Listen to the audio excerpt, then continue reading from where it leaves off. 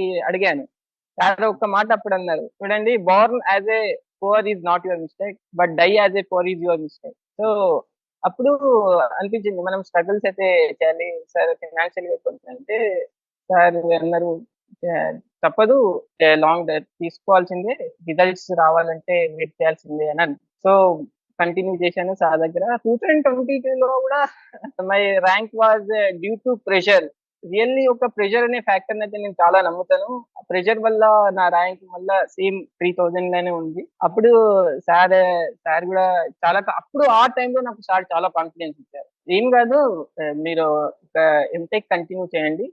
ఉస్మానియా యూనివర్సిటీలో MTech join అవ్వండి. But ఈ ప్రిపరేషన్‌ని మాత్రం ఆల్రెడీ ఐ వాస్ ప్రిపరేషన్ మొత్తం చాలా అయిపోయింది. మొత్తం అయిపోయింది. Just I was not able to clear that exam.